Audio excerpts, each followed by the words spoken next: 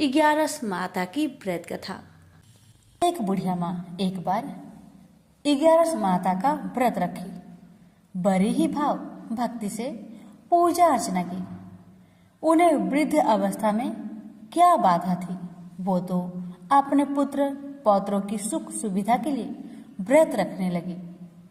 वे दिन भर तो जरा कठोर मन करके अपनी प्यास को रख रही। दिन में पूजा पाठ किया, कथा सुनी और पंडित जी को मिट्टी के पात्र में भरकर पानी और ऋतुफल दान दिया। दोनों भर भर कर बूरा वितरण किया। उन्हें गर्मी के कारण बहुत बेचैनी हो रही थी। इस कारण से बड़ी देर तक पानी में पड़ी रही और पानी की कुल्ला करती रही, मुंह धोती रही। तब कहीं थोड़ा बहुत धैर्य बंध पाया। धूप तो तेज पड़ रही थी, इस कारण बार बार मुंह सूख रहा था। बूढ़ी माँ बहुत बेचैन हो रही थी। एक बुढ़ापा और दूसरे ये भयंकर गर्मी। वृद्ध अवस्था की स्थिति तो कुछ दूसरे ही प्रकार की होती है। ऐसे तैसे रो धो के दिन कट पाया। अब पहाड़ सी रात सामने थी, उसका काटना बड़ा ही कठिन दिखाई दे रहा था। खटिया पर पड़े शांति नहीं मिल रही थी। वे बार बार करवट बदल रही थी। अनेक बार वो बाहर जाती और भीतर आती। उन्हें घर के अंदर शांति नहीं थी। वे पड़ी पड़ी एकादशी माता का स्मरण करती रही। वे कहती रही कि हे माता जी, आप मेरी लाज रखेगा, आप ही मुझे शक्ति दे दीजिएगा जिससे मैं भली भांति आपका व्रत कर सकूं और ये पहाड़ सी रात शांति पूर्वक व्यतीत हो सके। प्यास के कारण बूढ़ी माँ की बेचैनी तो बढ़ ही रही थी। उन्होंने धैर्य रखने का बहुत प्रयास किया, किंतु सहनशीलता की सीमा टूट गई और वे घबराकर एकदम चिल्ला पड़ी। बोली, बचाओ बचाओ बचाओ। अम्मा का चिल्लाना सुनकर परिवार भर के नर नारी, बच्चे और पड़ोसी एकत्रित होकर बूढ़ी अम्मा की खटिया के समीप पहुंच गए। सबने पूछा, अम्मा जी, आपको क्या हो गया? आप क्यों चिल्ला पड़ी हैं? आप इस वृद्धावस्था में ये कठिन व्रत क्यों कर रही हैं? अम्मा जी ने कहा, शक्ति से ही भक्ति होती है। थोड़ी ही देर में वे फिर से बोली कि अरे, हमारे प्राण तो ही निकल जा रहे हैं। मेरी छाती पर ठंडे पानी का घड़ा रख दीजिए। नातियों ने दादी की छाती पर ठंडे पानी का पात्र रख दिया। तब कहीं उन्हें थोड़ा बहुत आराम मिला और थोड़ी देर के लिए उन्होंने अपनी आंखें बंद कर ली। एकादशी माता ने सोचा कि ये बूढ़ी अम्मा है तो बहुत कठोर, जरा जाकर उसकी परीक्षा लेनी चाहिए। वे आधी रात को मुर्गा बनकर टेर लगाने लगी। मुर्गा की आवाज सुनकर दादी जल्दी से उठी और बाहर जाकर आसमान की ओर देखा, किंतु आसमान में कहीं उन्हें प्रातःकालीन तारा दिखाई नहीं दिया। वे सोचने लगी कि ये मुर्गा क्यों और कैसे बोल गया है। ये तो आधा रात मालूम प्रतीत होता है। उन्हें प्यास तो बहुत लग ही रही थी। थोड़ा बहुत उनका मन भी विचलित होने लगा था, किंतु अंत में उन्होंने दृढ़ निश्चय किया कि मैं अब व्रत को पूर्ण करके ही छोड़ूंगी, चाहे कुछ भी हो जाए, मेरा प्राण ही क्यों ना निकल जाए।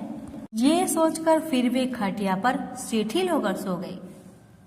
थोड़ी ही देर में एकादशी माता ने उनकी फिर से परीक्षा लेनी चाहिए। एक छोटी सी बालिका एक गिलास में शरबत लेकर उनके सिरहाने खड़ी हो गई और जोर से बोली, दादी जी, सवेरा हो गया, हाथ मुंह धोकर शरबत पी लीजिएगा। पहले तो शरबत का गिलास देखकर उनका मन ललचाने लगा, किंतु अचानक व्रत का स्मरण हो आया और उन्होंने सोचा कि मैं किसी भी प्रकार से अभी शरबत नहीं पी सकती हूँ और वे शांतिपूर्वक अपनी खटिया पर लेट गई। फिर थोड़ी देर में उन्हें ऐसा लगा कि जैसे किसी ने उन्हें पानी के कुएं में पटक दिया हो। वे बड़ी देर तक उस कुएं में हाथ पांव चलाती रही, किंतु उन्होंने अपने मुख में पानी की एक बूंद भी नहीं जाने दी और वे दृढ़तापूर्वक अपना व्रत पालन करती रही। थोड़ी ही देर में न जाने कहां से सामने आग जलने लगी, जिससे भारी गर्मी बढ़ने लगी। प्यास के कारण प्राण निकलने लगे, किंतु बूढ़ी अम्मा का कुछ भी नहीं बिगड़ पाया। वे जहां की तहां मुस्कुराती हुई बैठी रही। थोड़ी ही देर में बाहर प्रकाश दिखाई देने लगा। ऐसा लगा कि जैसे सवेरा हो आया। बूढ़ी अम्मा ने जब बाहर निकलकर देखा तो समझ गई कि अभी सवेरा होने में 3-4 घंटे की देरी है।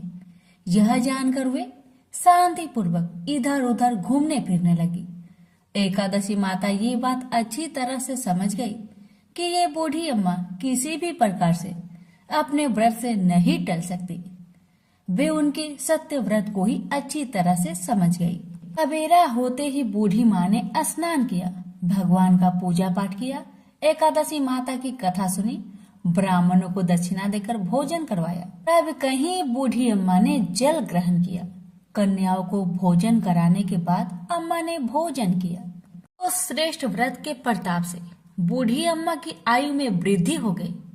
उनका घर परिवार हरा भरा हो गया।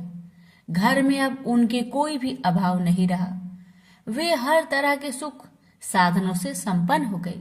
नाती नातिनों से उनका घर भर गया और वे उसी दिन से 12 महीने की एकादशी का व्रत करने लगी।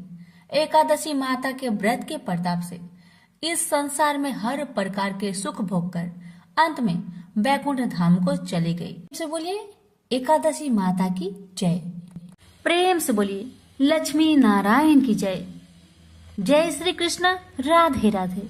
प्यारे भक्तगणों, आज की वीडियो में आप सभी श्रवण करेंगे बड़ी ही दुर्लभ 11 माता की व्रत कथा। इनकी कथाओं को जो भी भक्त 11 के दिन श्रद्धा पूर्वक श्रवण करता है उसकी सभी मनोकामना 11 माता अवश्य पूर्ण करती है।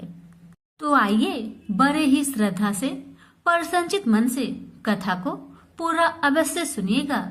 हे 11 माता, मैं आपकी भक्तों को आपकी कथा सुनाने जा रही हूँ। अगर हमसे अनजाने में कुछ गलती हो उसे क्षमा करना और अपनी सभी भक्तों की मनोकामना को पूर्ण करना। कथा इस प्रकार है। एक बार एक राज्य में एक राजा रहते थे। राजा बहुत ही बुद्धिमान और बलशाली थे।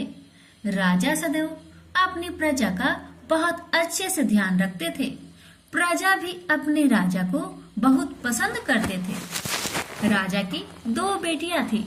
राजा अपनी दोनों बेटियों से बहुत प्रेम करता था।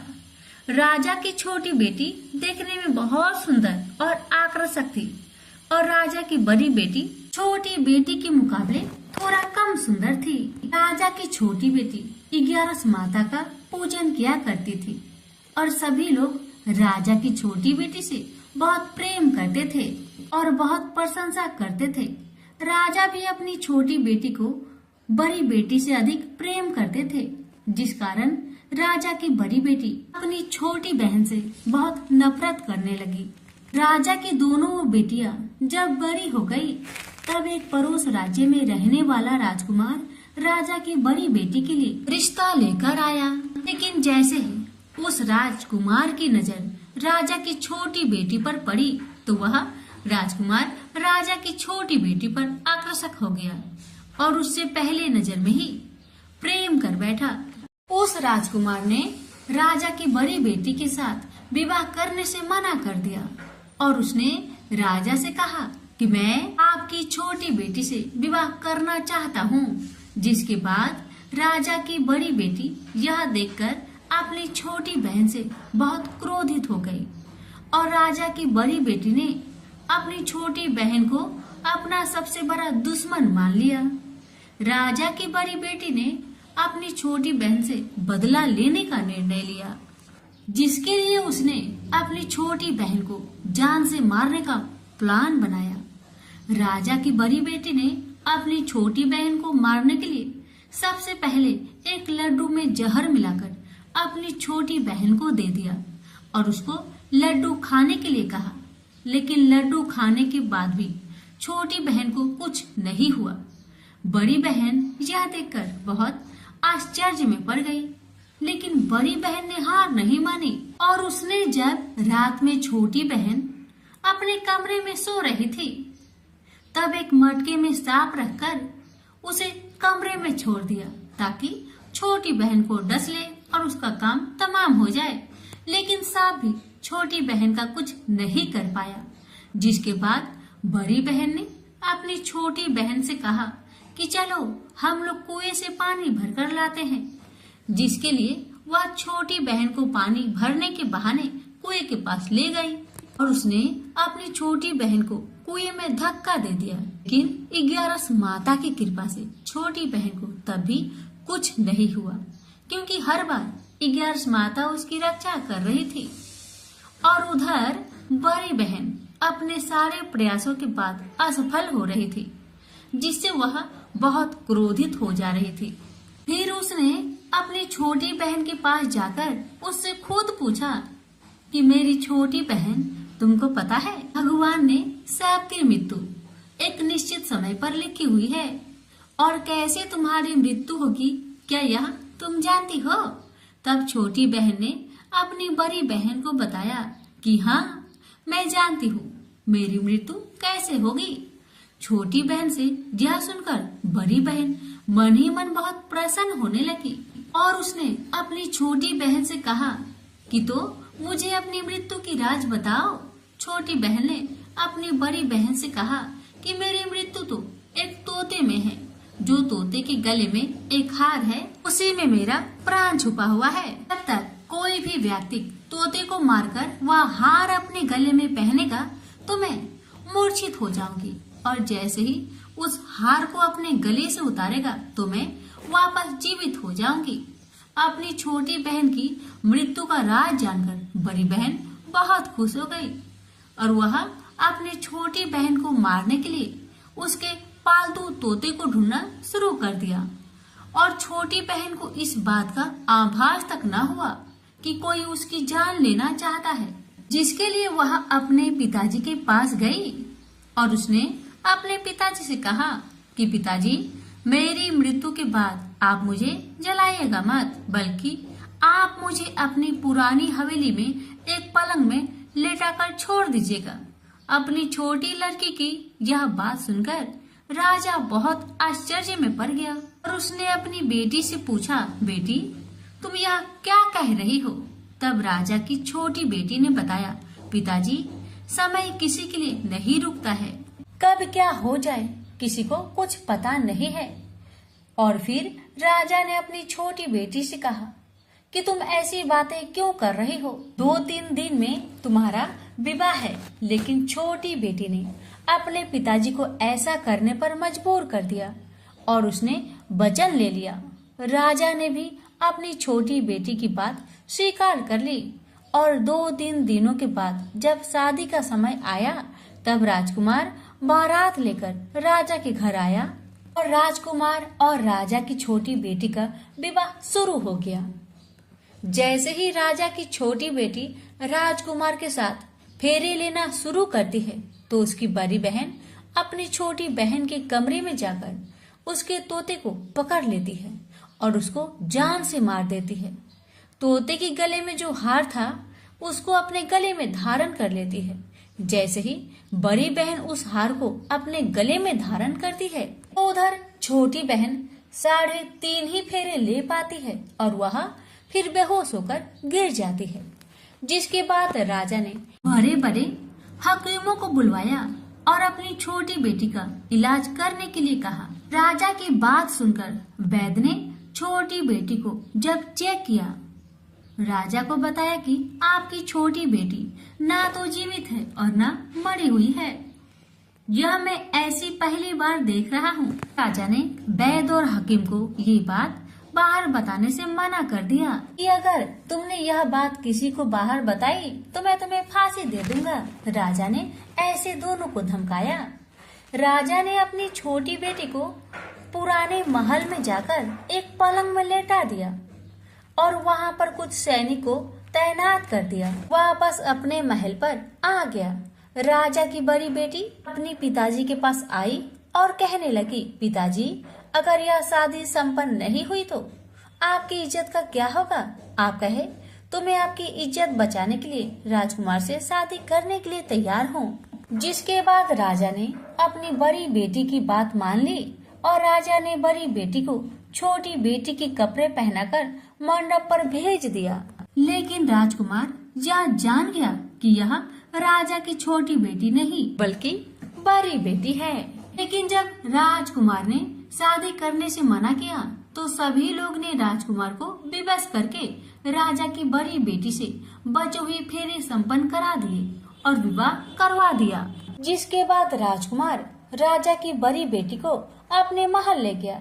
राजकुमार राजा की बड़ी बेटी से ना तो बात करता था, नहीं उसको पसंद करता था और ना ही उसके आसपास भटकता था।